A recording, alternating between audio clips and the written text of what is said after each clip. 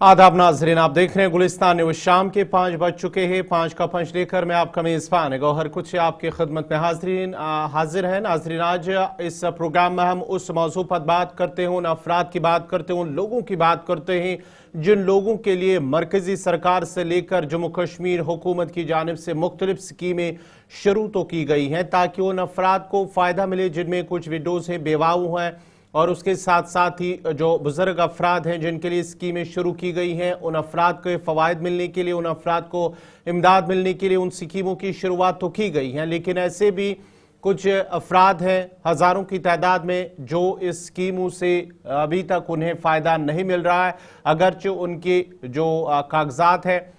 वो कहीं ना कहीं अपडेट तो हो रहे हैं, अपडेट करने की कोशिश भी की जा रही, उनकी निशानदी हो रही है, मंजूर भी हो रहे हैं, लेकिन उन्हें अभी तक वो रुकूमात नहीं मिल रही हैं जिसके लिए वो दर दर की ठोकरें खाने पर मजबूर हो रहे हैं। बात कर रहे हैं हम सोशल जो महकमे सोशल वेलफेयर है उसके अंदर जो मुख्तलिफ स्कीमें हैं शुरुआत की गई हैं उनके हवाले से। तकरीबन समाजी जो महकमा बहबूद है 5500 वजीफा केसेस अभी भी ज़ेर इल्तिवा है। जम्मू कश्मीर की हम बात करेंगे, 8 अज़ला में किसी केस को मंजूरी नहीं मिली है। ये हमारे पास एक रिपोर्ट आई है, रिपोर्ट के हवाले से हम आपको आगाह कर रहे हैं। ज़रा बडगाम, कुपवारा, पूंछ, रियासी और उधमपुर में किसी केस की निशानदेही गुज़श्ता साल के दौरान नहीं हुई है और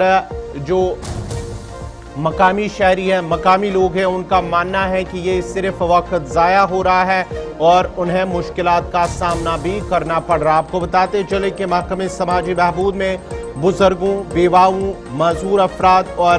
जो गरीबी की सतह से नीचे गुजर बसर करने वाले अफराद हैं उनके लिए, और उसके साथ साथ ही थर्ड जेंडर के जो अफराद हैं उनके लिए भी ये स्कीमें, जो मुख्तलिफ स्कीमें शुरू की गई हैं और इन स्कीमों के तहत उन्हें मुख्तलिफ फ़वाइद मिल रहे हैं। लेकिन उनका मानना है कि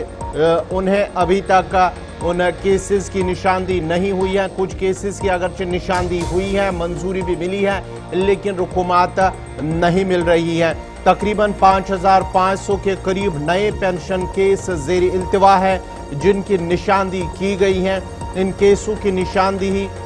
जो मुख्तलिफ केस, जाली केसेस के तहत कुछ केसेस उनको रद्द किया गया, क्या वेरिफिकेशन हुई थी जिसके बाद ही नए केसेस को मंजूरी मिली थी। लेकिन कुछ ऐसे केसेस हैं जिन्हें अभी तक ना ही निशानदी हुई है ना ही वो मंजूरी मिली है। DGGI रिपोर्ट की मुताबिक गुज़श्ता बरस अक्टूबर के आखिर तक जो आंकड़े हमारे पास है उसके तहत तकरीबन 8 अज़ला में 5467 ऐसे केसेस को अभी तक मंजूरी नहीं मिली है। रिपोर्ट में जिला सोशल वेलफेयर अफसरान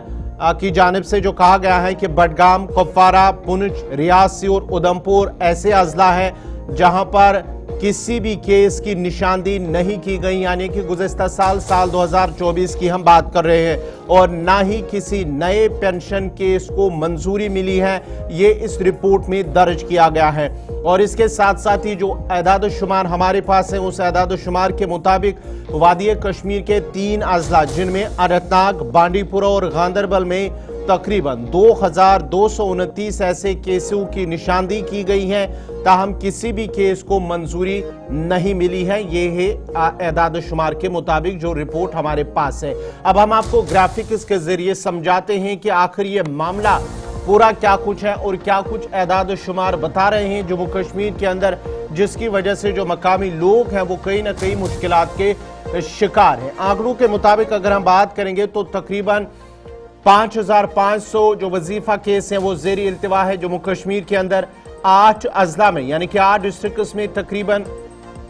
5467 ऐसे केसेस हैं, और बडगाम, कुपवारा, पूंछ, रियासी और उधमपुर में किसी भी केस की निशानदी नहीं की गई है। गुज़श्ता साल की हम बात करेंगे, और गुज़श्ता साल किसी नए पेंशन केस को मंजूरी नहीं मिली है, ये आदाद शुमार से पता चलता है जो डाटा हमारे पास है। उसके साथ साथ ही अनंतनाग, बांडीपुरा, गांदरबल में तकरीबन 2229 केसों की निशानदी हुई है, किसी केस की मंजूरी नहीं हुई है, ये इस डाटा से पता चलता है। उसके साथ साथ ही जिला शोपियां में 15 केसों की निशानदी, 180 केस मंजूर, लेकिन 235 नए पेंशन केस अभी भी जेर इल्तिवा है। ये जिला शुपियां की हम बात कर रहे हैं। इसके साथ साथ ही बारामूला की अगर हम बात करेंगे तो 3138 केसों की निशानदी हुई है, 2272 केस मंजूर हुए, लेकिन 866 केसों को मंजूरी नहीं मिली है। ये डाटा से पता चलता है। उसके साथ ही जिला डोडा की बात करेंगे तो 4222 केसेस में से तकरीबन 3711 केस मंजूर हुए, 511 केस अभी भी जेर इल्तिवा है, यो अभी भी पेंडिंग है। ये जिला डोडा की हम बात करेंगे। किश्तवाड़ की अगर हम बात करेंगे तो 3588 केसों की निशानदी हुई है, 3456 केसों को मंजूरी मिली, लेकिन 132 केस अभी भी जेर इल्तिवा है। और उसके साथ साथ ही अगर हम जिला रामबन की बात करेंगे तो तकरीबन 1050 केसों की निशानदी हुई है, लेकिन 406 केस मंजूर होने के बाद 644 केस अभी भी जेर इल्तिवा है। उसके साथ साथ ही जहां हम रामबन की हमने बात की, आपको किश्तवाड़ की बात की है, डोडा की बात की है, अब जरा राजौरी की भी बात करते हैं। जिला राजौरी के अंदर 458 केसों की निशानदी हुई है, लेकिन 108 केस मंजूर हुए और 350 केस अभी भी जेरी इल्तिवा है। ये जिला राजौरी की हम बात आपको बता रहे हैं। उसके साथ साथ ही 7 अजला में जिनमें 12,634 केसों की निशानदी की गई है, उन्हें मंजूरी भी मिली है, लेकिन उसके साथ साथ ही अगरचे मंजूरी मिली है, लेकिन मंजूरी मिलने के साथ ही श्रीनगर में तमाम 2811 जो केस हैं उन्हें मंजूरी मिली है। ये श्रीनगर की हम बात करें। उसके साथ साथ ही जम्मू में 321 केसों को हरी झंडी दिखा गई है, जिला जम्मू की हम बात कर रहे हैं। और उसके साथ साथ ही अगर हम कुलगाम की बात करेंगे तो कुलगाम में भी तमाम 3951 केसों, पुलवामा के अंदर 534 केसों को मंजूरी मिली है निशानदी के बाद ही। उसके साथ ही सांभा में 1055 केसों की निशानदी के बाद उन्हें मंजूरी भी मिली है। ये सांभा की हम बात आपको बता रहे हैं। उसके साथ साथ ही आपको बताते चले कि महकमे समाजी बहबूद के अंदर जो ओल्ड एज स्कीम शुरू की गई हैं, उसके साथ साथ ही जो विडोज के लिए और उसके साथ साथ ही जो दीगर जिस्मानी तौर खास अफराद हैं उनके लिए जो भी स्कीमें शुरुआत उनके लिए शुरू की गई हैं, उनका मानना है कि कुछ केसेस की निशानदी तो की गई हैं, कुछ केसों को मंजूरी भी मिली है, लेकिन कुछ केसेस अभी भी पेंडिंग है। और जो मुतासरीन हैं, जो लोग हैं, उनका मानना है कि उनकी वजह से वक्त उनका ज़ाया हो रहा है और उसके साथ साथ ही उन्हें मुश्किलात का सामना करना पड़ रहा है। उनका मानना है कि कलील जो रकम है वो उन्हें दी जा रही है, लेकिन उसके बावजूद भी उन्हें एक तो महकमे जो सोशल वेलफेयर का दफ्तर है वहाँ चक्कर लगाने पड़ते हैं, उसके साथ साथ ही उन्हें फिर बैंकों का भी चक्कर लगाना पड़ रहा है, जिसकी वजह से उन्हें मुश्किलात का सामना करना पड़ रहा है। हमारे साथ श्रीनगर से इमरान नायकू जुड़ चुके हैं और उसके साथ साथ ही जिला बडगाम से हमारे साथ मोहम्मद अशरफ जुड़ चुके हैं और नदीम इकबाल रामबन से, और उसके साथ साथ ही समाजी कारकुन डोडा से आसिफ जहां गुत्तू। बहुत बहुत शुक्रिया आप चारों का हमारे साथ जुड़ने के लिए। पहले हम इमरान के पास चलते हैं। इमरान, जिस तरह से आंकड़े सामने आए हैं, तकरीबन 5500 से ज्यादा ऐसे केसेस हैं सोशल वेलफेयर के अंदर जो मुख्तलिफ स्कीमें, चाहे सेंट्रली स्पॉन्सर्ड स्कीमें हैं या जम्मू कश्मीर हुकूमत के अंदर जो स्कीमें शुरुआत की गई हैं विडोज के लिए, जिस्मानी तौर खास अफराद के लिए, और उसके साथ साथ ही जो बुजुर्ग शहरिया उनके लिए स्कीमें तो शुरू की गई हैं। उनका मानना है, जो लोग हैं इसके अंदर आते हैं, उनका मानना है कि स्कीमें तो उनके लिए शुरू की गई हैं, बहुत कम रकम अगरचे उनको मिलती है, लेकिन उन्हें सिर्फ एक दफ्तर से दूसरे दफ्तर चक्कर लगाने पड़ रहे हैं, लेकिन उसके बाद ही उन्हें जो रकम है वो नहीं मिल पा रही है। आखिर ऐसा क्यों हो रहा है? देखिए, कुछ ऐसा पहली बात यह है कि हमारे इदारों को अकाउंटेबल बनाने की, हमारे इदारों के अंदर ट्रांसपेरेंसी होने के बहुत बड़े दावे सरकारी स्तर पर किए जा रहे हैं जी। न सिर्फ आजकल बल्कि इससे पहले भी हमने देखा, स्पेशली जब हम पिछले 10 सालों की बात करते हैं, और पर्टिकुलरली जिस तरह से आपने सोशल वेलफेयर डिपार्टमेंट की बात की और बड़े फिगर्स दिए आपने कि डेफिशिएंसी कहां पे है, लूप होल्स कहां पे हैं और किस तरह से लोग जो है परेशानी से मुश्किलात है। जैसे आपने कहा कि तकरीबन 5,500 ऐसे केसेस है जो DGGI रिपोर्ट है, यानी कि डिस्ट्रिक्ट गुड गवर्नेंस इंडेक्स की ये रिपोर्ट है कि किस तरह से सोशल वेलफेयर के अंदर स्कीम्स तो हैं, लेकिन इन स्कीम्स की अमल आवरी में लोग किस तरह से सफर कर रहे हैं। तो लेकिन ये सिर्फ इतना ही मामला नहीं है कि सिर्फ ओल्ड एज पेंशन है या बाकी पेंशन जो इनकी तरफ से प्रोवाइड की जा रही है, लेकिन हम ओवरऑल जितने भी स्कीम्स, सेंटर स्पॉन्सर्ड स्कीम्स हो या स्टेट स्पॉन्सर्ड स्कीम्स हैं, तो इनको इम्प्लीमेंट करने के हवाले से गाइडलाइंस तो सरकार की तरफ से है, लोगों को प्रॉब्लम्स ना हो, लोगों को ज्यादा इन स्कीम्स को फायदा उठाने में डिले ना करना पड़े, ये तो क्लियर कट डायरेक्शन से सरकार की तरफ से। लेकिन जहां हम देख रहे हैं कि लोग फिर भी सफर क्यों कर रहे हैं, तो इसमें यह देखना है कि लूप होल तो कहीं ना कहीं पे है, और मैं समझता हूं कि इसकी वजूहात यही है कि जो इदारे हैं इन्हें सरकार की तरफ से गाइडलाइंस और डायरेक्शंस तो है, लेकिन जो ऑफिसर्स हैं या जो आला हायर ऑफिशियल्स हैं वो अपनी मनमानी से सब कुछ कर रहे हैं। और मैं एक छोटी सी एग्जांपल आपको दूंगा कि अभी जो ओल्ड एज पेंशन जो हमारे बुजुर्गों को मिलता है 1,000 रुपए की, 1,000 रुपए के लिए 2 दिन पहले की बात है कि एक बुजुर्ग शहरी ने हमसे बात की, वही सफा कदल के रहने वाले हैं वो जी, और पिछले 2 महीने से वो शख्स जो है सोशल वेलफेयर डिपार्टमेंट के चक्कर काट रहे। वहां से उनसे बताया गया कि आपका ये जो डॉक्यूमेंट ये इसमें कमी है, आप दूसरा डॉक्यूमेंट वो कंप्लीट करके लाओ, और 2 महीने से वो जो है उस प्रोसेस में लगा है। और इसी तरीके से कुछ रोज कबल एक रिपोर्ट भी शाया हुई है एक रेप्यूटेड न्यूज़पेपर में, और उसमें ये कहा गया है कि किस तरीके से ओल्ड एज पेंशन में जो हमारे बुजुर्ग हैं वो किस सफर से आगे जा रहे हैं। यानी कि अगर आपको 1,000 रुपए मिलेगा गवर्नमेंट की तरफ से, सोशल वेलफेयर डिपार्टमेंट आपको दे रहा है, लेकिन इस 1,000 के लिए आपको पहले 1,000 दर की ठोकरें खानी है, आपको एक दफ्तर से दूसरी जगह, दफ्तर दूसरे से तीसरी जगह, क्योंकि आपको वहां पे फॉर्मेलिटीज पूरी करनी है। नो डाउट आपको तो जो आपको टेक्निकली या आपको जो बताया जा रहा है कि ये फॉर्मेलिटीज आप पूरे कीजिए, लेकिन आजकल ये जो है पहले आधार कार्ड, फिर आधार कार्ड के साथ बैंक को करना है, बैंक और आधार कार्ड का, उसके बाद ये जो एक लंबा प्रोसेस है, तो एक सही मैकेनिज्म जो है स्ट्रीमलाइन करने की जो बात आ रही है, यहाँ पे बहुत सारे जो सवालात है वो खड़े हो रहे हैं। सो कुल मिला के हम इसको यूं देख रहे हैं कि जितनी भी स्कीम्स है, स्कीम्स बहुत अच्छी है, और इन स्कीम्स का मकसद ही यही होता है कि आम गरीबों को इसका फायदा मिले, जो हमारे माजूर अफराद हैं या स्पेशल एबल्ड जो लोग हैं उनके लिए अलग अलग स्कीम्स रखी गई है। और इसके अलावा जो जिस तरह से आपने इन 5500 कम से कम जो रिपोर्ट्स आपने DGGI की पेश की है, और इसमें ख्वाजा सर भी शामिल है, और आप देखिए कि किस तरह से वो सफर कर रहे हैं, किन मुश्किलात से वो जा रहे हैं। सो आप 1,000 रुपए दे रहे हैं, नो डाउट, तो ये देना ही है आपको, क्योंकि आप इमरान दोबारा आपके पास आऊंगा। जिला बडगाम की हम बात कर रहे हैं तो अशरफ हमारे साथ हैं। अशरफ, जिला बडगाम का भी जिक्र है, जो आदाद-ओ-शुमार हमारे पास है, डाटा जो हमारे पास है उनका, उसके मुताबिक, डाटा के मुताबिक जिला बडगाम के अंदर गुज़श्ता साल किसी भी केस की निशानदी नहीं की गई है। ऐसे में जो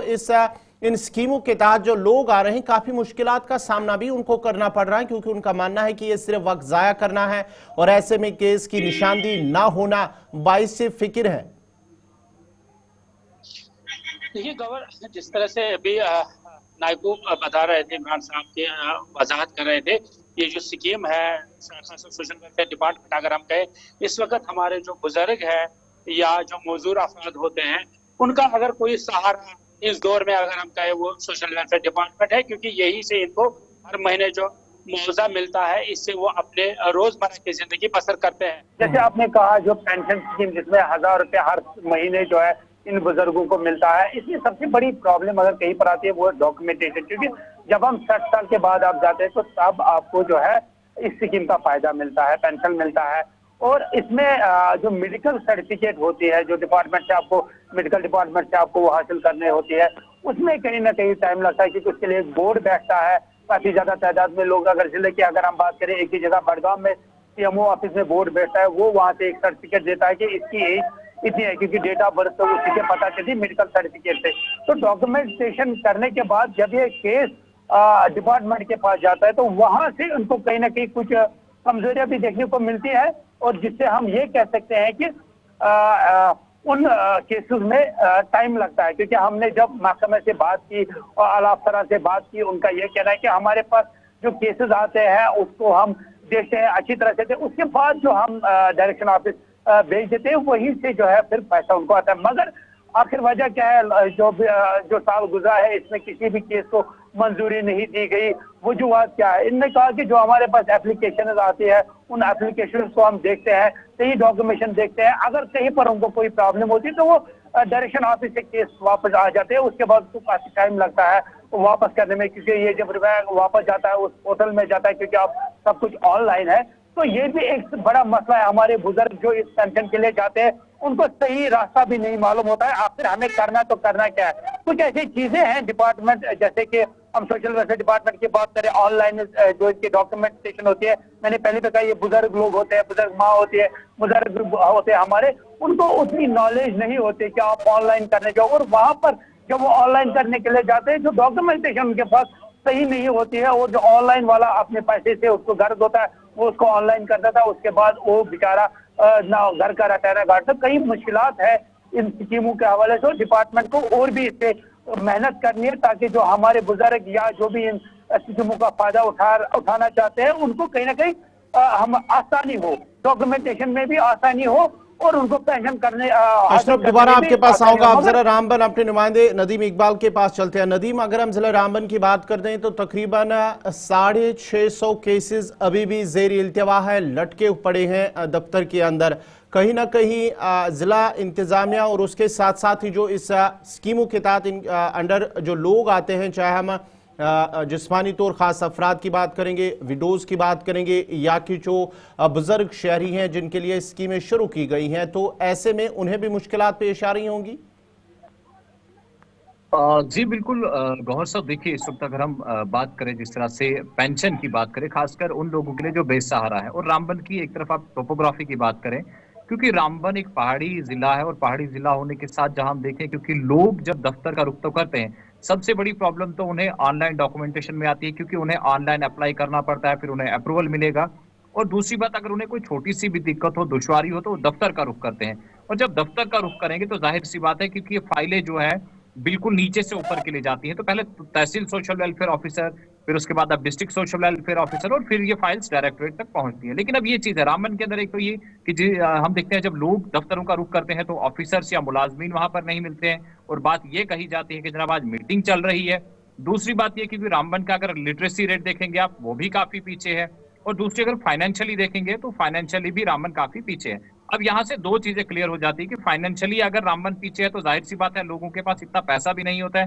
खासकर पेंशन लेने के लिए, तो वही जाएगा जो बेसहारा होगा। तो दो चीजें कहीं ना कहीं डॉक्यूमेंट्स जो हम कहें डॉक्यूमेंटेशन, एक तो ऑनलाइन अप्लाई करने के लिए, और दूसरा अगर ये चीजें ऑनलाइन न होती, क्योंकि देखिए आज की डेट में काफी सारी चीजें आती है जिनके लिए आपके पास ओटीपी लाजमी हो जाता है, जिनके लिए आपके पास एंड्रॉइड फोन है तो जाहिर सी बात है वहां पे कुछ एप्लीकेशन आपको एप्स डाउनलोड करनी पड़ती है जिनके जरिए से आप वो फिलअप कर पाते हैं। तो कहीं ना कहीं ये चीजें भी हम कहें रामबन के अंदर एक काज बन रही है, तो दूर दराज के इलाकों का होना, और दूसरी तरफ में ये चीज रामबन के अंदर एक सबब बन रही है कि हर एक बंदे के पास एंड्रॉइड फोन है नहीं, और हर एक बंदे के पास फोन भी नहीं है कि उस पर ओटीपी आ सके, और कहीं अगर कागज में छोटी सी भी कमी आ जाती है तो जाहिर सी बात है आप देखेंगे कि उन्हें 3 दिन, 1 हफ्ते, 15 दिन या महीने का वक्त दिया जाता है कि जनाब आप दोबारा से इस पोर्टल पे फलानी कागज को अपलोड नहीं कर पाएंगे, और अगर उस कागज को आप दुरुस्तगी के लिए भी अप्लाई करेंगे तो आपको भी कहीं कहीं के चक्कर काटने पड़ते हैं, क्योंकि आपने चौकीदार के पास जाना है, अपने नंबरदार के पास जाना है, अपने रेवेन्यू के पटवारी के पास जाना है, अपने ब्लॉक के वीएलडब्ल्यू के पास जाना है, आपने पंचायत के पंचायत सेक्रेटरी के पास जाना है, आपने बूथ लेवल ऑफिसर के पास जाना है। तो इन तमाम चीजों के तमाम लोगों के चक्कर काटने पड़ते हैं, और फाइनली फिर आपको अदालत में भी जाना पड़ता है कि आपको एफिडेविट भी लिख के देना है कि जो पिछली बार गलती हो गई है वो जो है गलती हुई है, ऐसा कुछ है नहीं, किसी को एतराजात वगैरह है, फिर आपको अखबारों में ये चीजें शाया करवानी पड़ती। तो यहाँ कहीं ना कहीं ये चीजें, अगर ये फॉर्मेलिटीज, अगर एक कमेटी बिठाई जाए हर पंचायत के अंदर या फिर तहसील या ब्लॉक लेवल के अंदर, तो जाहिर सी बात है जो पेंशन केसेस जो लटके हुए हैं ये रिजॉल्व हो सकते हैं। लेकिन इनको रिड्रेस करने के लिए सरकार को आगे आना पड़ेगा, क्योंकि जब बेसहारा लोगों की बात करें, जिसमें हम विडोज की बात करें या फिर ज़ईफ़ुल उम्र लोगों की बात करें, उन लोगों की बात करें जो जिस्मानी तौर माजूर है, तो वो मुख्तलिफ दफ्तरों का और मुख्तलिफ लोगों तक नहीं पहुंचेंगे। अगर पहुंचेंगे तो पैसे की जरूरत पड़ती है, क्योंकि देखिए अब आप घर से निकलेंगे, आपने बीएलओ तक पहुंचना पहुंचना है, आप पंचायत सेक्रेटरी तक पहुंचना है, या फिर रेवेन्यू के दफ्तर तक पहुंचना है, ऑनलाइन पोर्टल पे अप्लाई करने के लिए खिदमत सेंटर या कोई वहां पर साइबर कैफे वहां तक पहुंचना है, तो जाहिर सी बात है नदीम दोबारा आपके पास आऊंगा। हमारे साथ काफी वक्त से इंतजार कर रहे आसिफ जहां गुत्तू साहब। आसिफ साहब, आपका शुक्रिया जुड़ने के लिए। काफी वक्त से आप इंतजार कर रहे हैं, बातें आपने सुनी है, सबकी अपनी अपनी राय, और कहां पे हमें स्ट्रीमलाइन करने की जरूरत है, क्योंकि अब देखिए बड़े केसेस ऐसे हैं हजारों की तादाद में जो अभी भी मुख्तलिफ दफातर के अंदर, सोशल जो महकमा दफातर हैं वहां पर पेंडिंग ये केसेस हैं, निशानदेही हुई हैं कुछ केसेस की, कुछ की मंजूरी मिली है, लेकिन अभी भी ऐसे कुछ केसेस हैं जो अभी भी ज़ेरी इल्तिवा है, जो अभी भी लटके पड़े हैं। आप सबको मेरा अस्सलाम वालेकुम और देखने वाले को भी अस्सलाम वालेकुम व आदाब। सबसे पहले आपके चैनल का बहुत बहुत शुक्रिया। ये एक बहुत अच्छे सब्जेक्ट पे, अच्छे डिपार्टमेंट पे आपने एक इशू उठाया है जो वक्त की जरूरत है जी। जैसा आप जानते हैं कि सोशल वेलफेयर पिछले 3-4 माह से फिलहाल लोगों को पेंशन कंटिन्यू नहीं मिल रही है, नंबर 1। नंबर 2, ये पिछले 2-4 साल की बात अगर हम करें तो हर साल तकरीबन 2 बार लोगों को जो भी पेंशनर्स है, जिस भी ओल्ड एज हैं या हमारे विडोज हैं,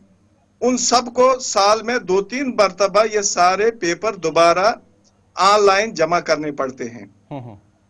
और ऑनलाइन के बात ये हुई है कि ये ऑनलाइन का किसी एजेंसी को फायदा होता है, लेकिन हमारे गरीब आवाम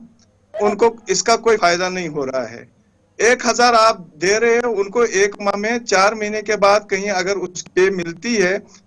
मैं इतना बताऊं आपको, जो हमारे रामबन के एक भाई ने बोला, जो अर्स्टवाइल डोडा डिस्ट्रिक्ट है,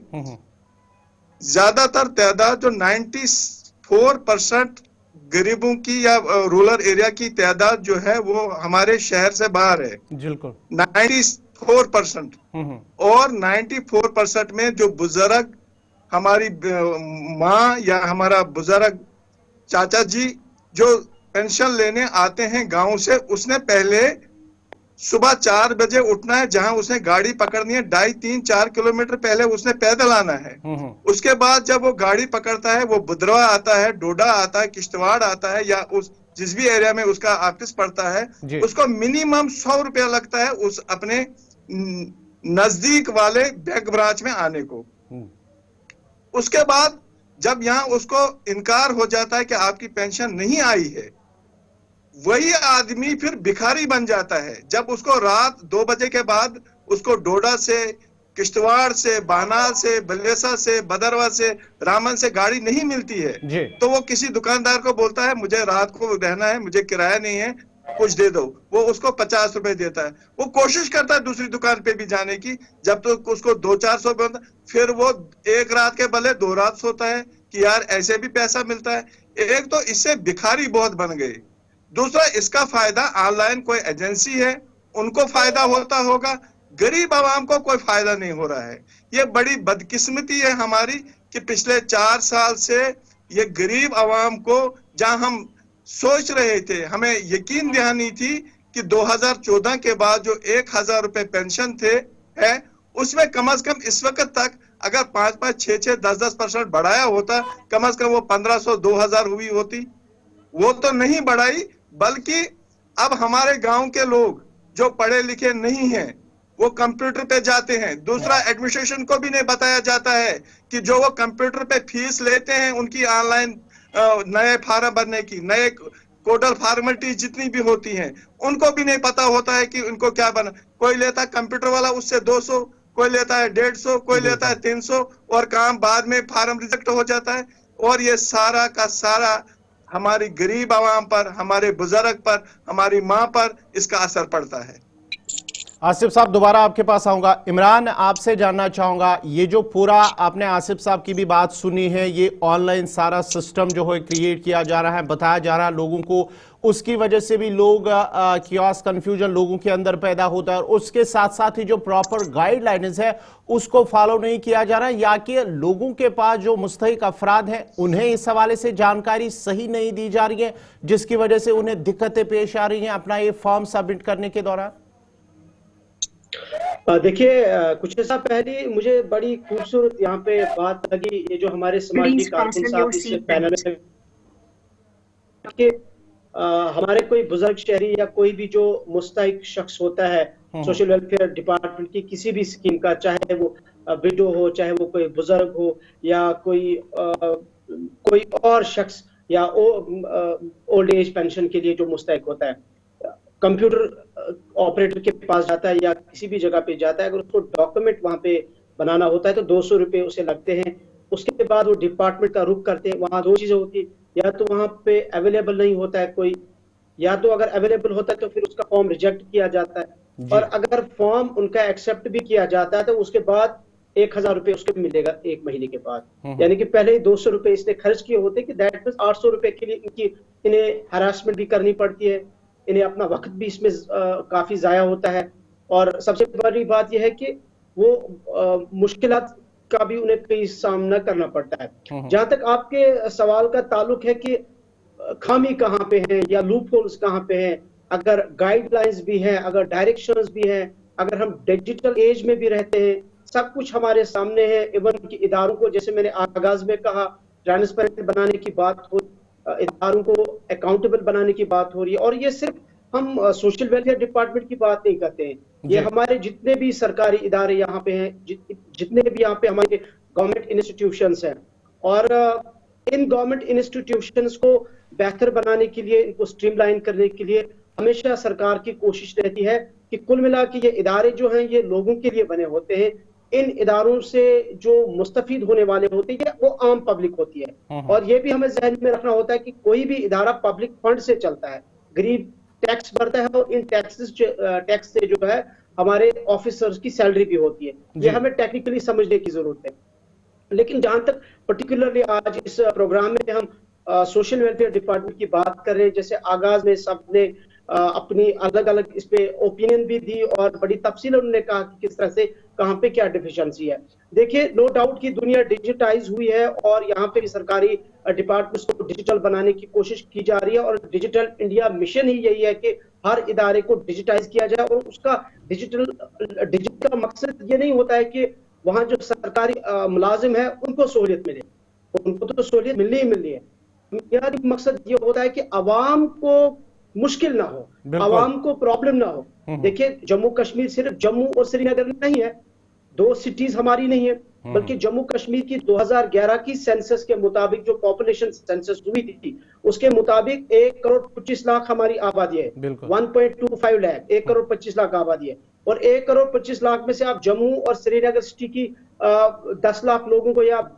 20 लाख लोगों को एक्सक्लूड करके तकरीबन 1 करोड़ लोग जो है वो हमारे गांव से है, फॉरफ्लंग एरिया से है, रिमोट इलाकों से ताल्लुक रखते हैं। तो गुरेज में तो ये फैसिलिटी नहीं है, टंगडार में, मत्सल में, टेटवाल में, करना में, पूंछ में, राजौरी में, ये ऐसे हमारे बॉर्डर डिस्ट्रिक्ट है जो अभी भी टेक्नोलॉजी से बहुत दूर है। और उसकी खतरा ना तो वहां के लोगों की है और ना वहां के जो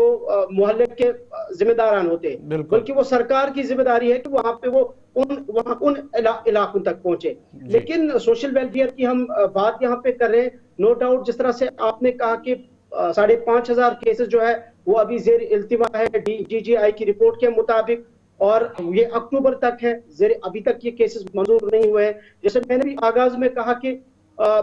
एक बुजुर्ग शख्स को डिपार्टमेंट तक पहुंचने के लिए पैसा भी खर्च करना पड़ता है, वक्त भी जाया उनका होता है, टाइम कंज्यूमिंग होती है, और वहां पहुंच के उसका या तो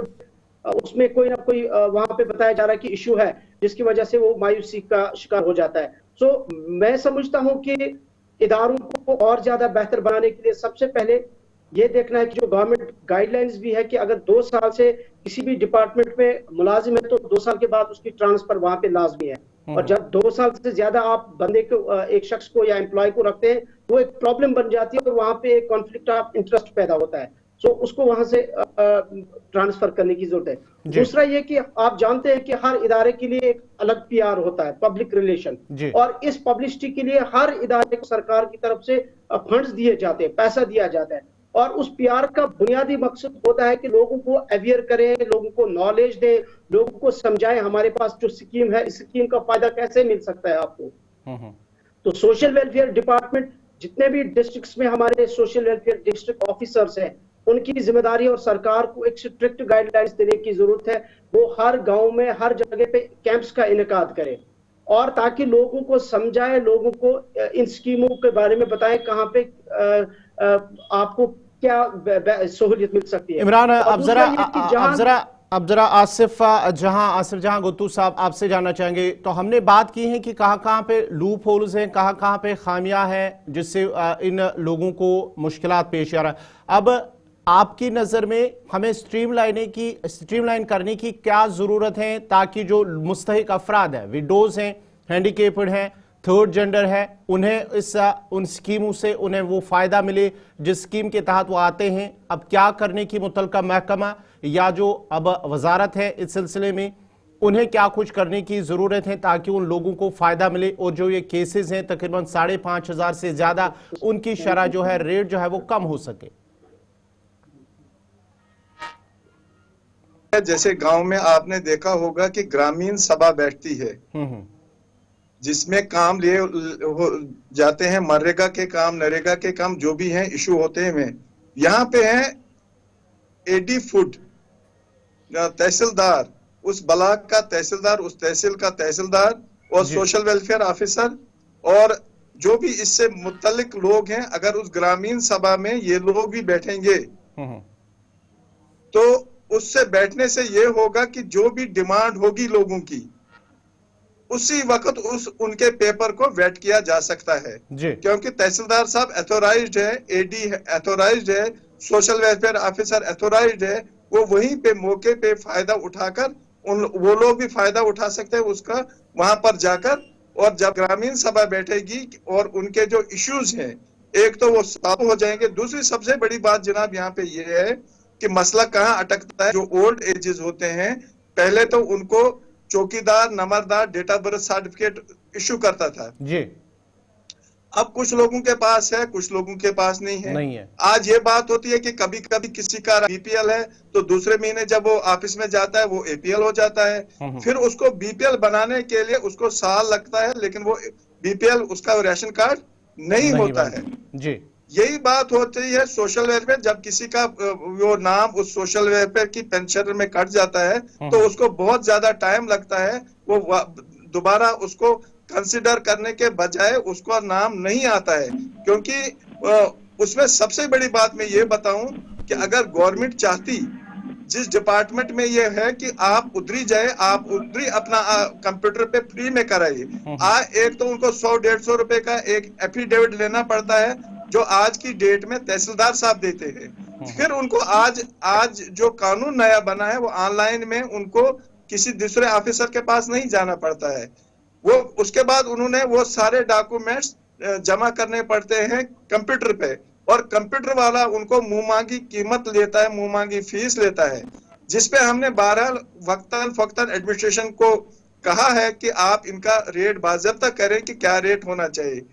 एक तो जो वो डेट ऑफ बर्थ का मसला है, आम लोग हैं उनको, जैसे एक हमारे भाई ने बोला कि पढ़े लिखे लोग तो है नहीं, ये जो लोग हैं सारे गरीब लोग हैं, गरीब आवाम है, चाहे वो शहर के हों या गांव के, अनपढ़ लोग हैं, तो टाइम पे उनको पेंशन नहीं मिलती है, जितनी मिलती है उससे ज्यादा उनको खर्च हो जाता है। गवर्नमेंट को फैसला करना चाहिए कि गांव के लोगों का मसला गांव में ही विद इन ग्रामीण सभा तहसील लेवल पर वो इसको सॉर्ट आउट कर सकते हैं। नंबर 1। नंबर 2, जैसे हमारा हर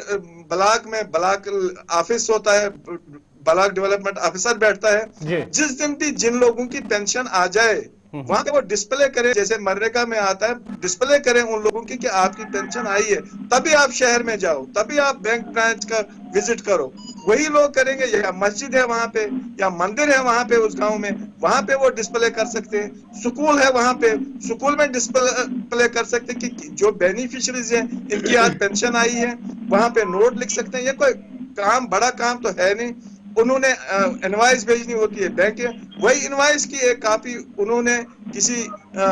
जो गवर्नमेंट का अदारा है या जो मंदिर मस्जिद या कोई खास जगह होती है वहां पे डिस्प्ले करनी है, ऊपर नोट लिखना है इनके नंबरों के आज पैसा इनके खाते, ताकि वो जो उनको महीने में 2 चक्कर लगाने पड़ते हैं उनको एक ही लगाना पड़े, और जब लगाए उनको कम से कम पैसा मिले। ये बड़ी बदकिस्मती है जी इमरान, कि इन चीजों को एड्रेस नहीं इमरान किया आप जाता है। अपनी बात रखिए। जी जी, जिस तरह से हमारे साहिब ने फरमाया कि ग्राम सभा को मुनक्किद करने की जरूरत है। देखिए, पहली बात यह है कि हमने देखा गुज़िश्ता साल दिसंबर से तो यहाँ पे हमारी पंचायत है नहीं। सरकार ने बड़े दावे किए कि जम्मू कश्मीर में 3 टायर पंचायत सिस्टम को एस्टैब्लिश किया गया और जो ग्रास रूट लेवल की जो गवर्नेंस है उसको मजबूत बनाया गया। लेकिन अभी चूंकि पंचायत हमारे पास नहीं है, तो ये जो डीडीओ पावर्स है, जो एडमिनिस्ट्रेटिव पावर्स है, वो अभी ब्लॉक डेवलपमेंट ऑफिसर्स के पास है, यानी कि पीडीओ के पास है। लेकिन हमारी बदकिस्मत ये है कि अगर इस वक्त आप किसी भी गांव में जाओगे, 90% आप ये पाएंगे कि जब से बीडीओ को ये इख्तियार दिए गए हैं कि पंच सरपंच के जो पावर्स उनके पास है, आप देखिए 90%, और मैं दावे से कहता हूँ 90% आप पाएंगे कि उन्होंने कोई ग्राम सभा की नहीं होगी। और जिस इलाके में मैं हूं, मैंने कभी देखा ही नहीं है जब से ऐसा हुआ है। और ऐसे 50 इलाके ऐसे हैं जो मेरे जहन में, जो मैं आपको ऑन रिकॉर्ड बताऊंगा कि नहीं हो पाए। तो पहली बात है कि हमारे यहाँ सिस्टम में ही फॉल्ट है। दूसरा है कि जिस तरह से इन्होंने कहा कि ग्राम सभा को मुनक्किद करने की जरूरत है, मैं ये समझता हूं कि हर इदारे के पास बजट है, पैसा है। अगर वाकई इन स्कीम्स के लिए आप समझते हैं कि गरीब आवाम को फायदा मिले, वाकई हमारी सरकार सिंसियर है कि हमारे बुजुर्गों को इन स्कीम्स का फायदा मिले बगैर उन्हें किसी हरासमेंट के, बगैर उन्हें किसी प्रॉब्लम के, तो डिस्ट्रिक्ट लेवल पे आप डिस्ट्रिक्ट ऑफिसर्स को डायरेक्शंस पास करें, गांव में जाके कैंप मुनाकिद करें और स्पेसिफिक डिपार्टमेंट इसका कैंप मुनाकिद करें। और अगर हमें लग रहा है कि इनकम सर्टिफिकेट के लिए तहसीलदार की इन्वॉल्वमेंट जरूरी है, तो एक हफ्ते किसी पर्टिकुलर इलाके में कैंप मुनाकिद करें और तहसीलदार साहब को वहां से अपनी कुर्सी से थोड़ी सी उसको जो है अजियत दे, वो अपनी बड़ी कुर्सी से खड़े हो जाए और एक गरीब इलाके में जाए और देखे और ऑन स्पॉट सारा मसला हल करे। बाकी आज सारा कंप्यूटराइज्ड है। जैसे हम एक बुजुर्ग को कहेंगे कि आप 30 किलोमीटर 25 किलोमीटर दूर डिस्ट्रिक्ट सोशल वेलफेयर ऑफिस आइए या ब्लॉक में आइए, और मैंने मच्छर में देखा है कि तकरीबन 10 किलोमीटर दूर ब्लॉक है। और इसी तरीके से बहुत सारे इलाके कश्मीर वैली के जहां से गांव वालों को 10-10 किलोमीटर अपने ब्लॉक में जाना पड़ता है। और इससे बेहतर है कि सरकार संजीदा हो। पहले तो पंचायत के इलेक्शन अगर हो भी नहीं जाएंगे, फिलहाल आपने वीडियो साहिबान को ये इख्तियार दिए, सो तहसील लेवल पे, ब्लॉक लेवल पे, डिस्ट्रिक्ट लेवल पे डायरेक्शंस पास कर दिए हैं। गांव में हम मुनक्किद कैंप कर सकते हैं, वो कैंप्स को ऑर्गेनाइज कर सकते हैं और बुजुर्गों को बुला सकते हैं, विडोज को बुला सकते हैं, और जो भी मुस्तहिक लोग हैं जिनके लिए स्पेसिफिक के लिए सोशल वेलफेयर डिपार्टमेंट जो स्कीम्स रखी गई है, तो वो वहां से जितनी भी प्रॉब्लम्स है, एक तो लोगों का वक्त भी जाया नहीं होगा, दूसरा उनको मुश्किलात भी नहीं होगी, और तीसरा अगर जेन्युइन होगा तो वहीं पे मामला जो है सारा सॉर्ट आउट हो जाएगा। अशरफ, आपसे जानना चाहेंगे, आखिर पर आपसे भी फीडबैक लेना चाहूंगा कि कैसे स्ट्रीमलाइन किया जाए ताकि उन लोगों को, अगर हम जिला बडगाम की बात करेंगे, काफ़ी एक वसी इलाका है, एक बड़ा ज़िला है, काफ़ी आबादी है ज़िले के अंदर, लेकिन जो आंकड़े हमें बता रहे हैं कि ज़िला बडगाम के अंदर भी ऐसे बहुत से लोग हैं जिन्हें इस स्कीम के तहत अभी तक जो है उनकी ना निशानदेही हुई है, ना ही उन्हें मंजूरी मिली है और ना ही इन्हें अभी तक कोई फ़ायदा मिला है, जो आंकड़े बता रहे हैं गुज़िश्ता साल के दौरान। देखिए गौर, जिस तरह से अभी जो हमारे गेस्ट है वो भी बता रहे थे और इमरान भी इससे जो बात कर रहे थे कि स्ट्रीमलाइन की करने की जरूरत है, और वो इस तरह की ज्यादा आबादी वाले इलाके जो है वो देहाती होते हैं और उनके पास उस तरह की फैसिलिटीज नहीं होती है जो हम शहर में देखते हैं। तो डिपार्टमेंट या आज कल के हम देखते हैं जिस तरह से डिपार्टमेंट के पास उस तरह के वसाइल होते हैं कि वो गाँव में जाके भी इस तरह के काम कर सके, वहां से उन बुजुर्गों की जो डॉक्यूमेंटेशन है वो वहां से कलेक्ट कर सकते हैं। क्योंकि मैंने पहले बताया, ये वो लोग होते हैं जो 60+ होते हैं, तो जाहिर सी बात है उनको दफ्तरों में बुलवाना सिर्फ उनका काम नहीं होता। एक दिन 2 दिन वो आएंगे, तीसरे दिन उनके पास शायद वो पैसे न हो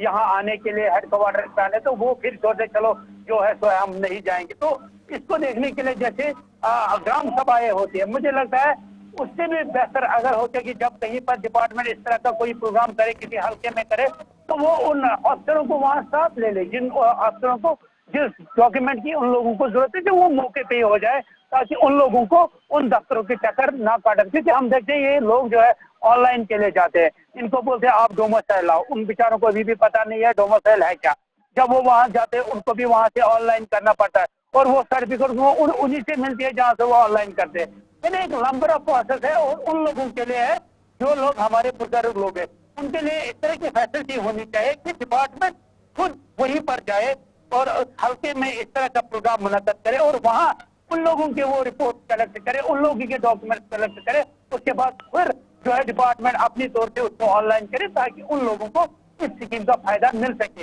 मगर इस तरह नहीं हो रहा है। तो मैंने पहले भी कहा डॉक्यूमेंटेशन नहीं हो रही है, इसकी वजह से वो लोग फिर इस ऑफिस की तरफ रुख नहीं करते हैं। तभी शायद बड़गाम में लास्ट ईयर जिस तरह से ये आंकड़े बता रहे हैं कि कोई भी केस ना ही मंजूर हुआ है ना ही केस कोई पेंडिंग पड़ा हुआ। अगर कोई पेंडिंग पड़ा हो उसके डॉक्यूमेंटेशन की प्रॉब्लम होगी तो शायद मेरे हिसाब से ये सबसे बड़ा रीजन है कि डॉक्यूमेंटेशन सही नहीं हो रही है और वो सब ऑनलाइन है जो इन बुजुर्गों को नहीं पता है। क्योंकि मैंने कई बातें कही ऐसी माँ है मतलब जो लाठी लेके चलती है और उसको क्या पता है जब वो किसी ऑनलाइन सेंटर पे जाते हैं आपको जी ये डॉक्यूमेंट है, उसको थोड़ी पता होता है। मगर मैंने कहा सबसे बड़ा अगर कोई डिपार्टमेंट को राहत देनी इन लोगों को सीधा हल्कों में जाए, वहां से इनके लिए कोई ऐसा सेंटर खोले या वहां से डॉक्यूमेंटेशन करे ताकि इन लोगों को इस स्कीम का फायदा मिले। नहीं तो जहां हम इतने केसेस पेंडिंग पड़े हुए हैं और भी कितने लोग हैं जो इस स्कीम से दूर है, तो मुझे नहीं लगता उतना फायदा इस स्कीम से मिलेगा। क्योंकि आजकल के लोगों की जो हमारे बुजुर्ग लोग हैं सबसे बड़ी उम्मीद अगर उनको किसी चीज से है वो इसी पेंशन से है, क्योंकि वो कहते हैं कि इससे हमारा महीने का तो नहीं जेब में कुछ होता है जिससे हम कुछ खरीद सकते हैं। तो कितना ये इम्पोर्टेंट है ये मकाम और कितनी ये स्कीम इम्पोर्टेंट है, तो कितना इसकी तरफ तवज्जो देने की जरूरत है। मुझे लगता है कि जहां तक बड़गाम की मैं बात करूं, ज्यादातर एरिया रूरल एरिया, कहाँ पखरपुरा की मैं बात करूं, खान साहब के रूरल एरिया की बात करूं, बिरवा की रूरल एरिया की बात करूं, तो वहां से लोग बुजुर्ग आएंगे, फिर उनकी डॉक्यूमेंटेशन सही नहीं होगी, तो उनके लिए तो मुझे लगता है स्कीम तो है मगर उनके लिए ये सजा है। जी बहुत बहुत शुक्रिया मोहम्मद अशरफ, आपका बड़गाम से तफसीलात फराम कर रहे थे, और इमरान नाइक को आपका भी बहुत बहुत शुक्रिया पूरी तफसीलात और जानकारी फराम करने के लिए, और उसके साथ साथ ही नदीम इकबाल रामबन से तफसीलात फराम करने के लिए आपका भी बहुत बहुत शुक्रिया, और डोडा से आसिफ जहां गोतू आपका भी बहुत बहुत शुक्रिया इस प्रोग्राम में हमारे साथ जुड़ने के लिए। नाजरीन, इस प्रोग्राम का मकसद यही है कि जो मौजू हमने आज उठाया था महकमे सोशल वेलफेयर के तहत मुख्तलिफ स्कीमें हैं, चाहे जम्मू कश्मीर हुकूमत की जानिब से या सेंट्रली स्पॉन्सर्ड स्कीमें हैं, उन स्कीमों के तहत जो मुस्तहिक अफराद हैं उन्हें उनका बेनिफिट मिले, उन्हें उनका फ़ायदा मिले। लेकिन कुछ ऐसे केसेस हैं अभी भी ज़ेरी इल्तिवा हैं, पेंडिंग पड़े हैं, जिसकी वजह से लोगों को मुश्किलात का सामना करना पड़ रहा है। उनका मानना है जो मुस्तहिक अफराद हैं, चाहे हम बुजुर्ग शहरियों की बात कर रहे हैं, चाहे हम विडोज़ की बात करेंगे या जिस्मानी तौर जो ख़ास अफराद हैं उनकी बात करेंगे या थर्ड जेंडर उनकी बात करेंगे, उनका मानना है कि ये वक्त ज़ाया, क्योंकि हमें एक दफ्तर से दूसरे दफ्तर चक्कर काटने ही पड़ते हैं, लेकिन उनका जो काम है वो नहीं हो रहा है। उन्हें मुतलका हुकाम, मुतलका जो वज़ीर हैं उनके नोटिस में लाने के हवाले से उन्होंने बात की है कि उन्हें इस हवाले से मुदाखलत, और जो मुतलका हुकाम है उन्हें इस हवाले से आगाह करने की भी ज़रूरत है ताकि उन लोगों को ये फ़ायदा मिले जिन लोगों के लिए इन स्कीमों की शुरुआत की गई हैं, ताकि उन्हें ये फ़ायदा मिले। तो नाजरीन, फ़िलहाल 5 के इस 5 प्रोग्राम में मेरे साथ इतना ही। आप गुलिस्तान न्यूज़ देखते रहिए। गुलिस्तान न्यूज़ पर खबरों, तज्ज़ियों और तबसरों का सिलसिला जारी रहेगा। मुझे दीजिए इजाज़त। अल्लाह हाफ़िज़।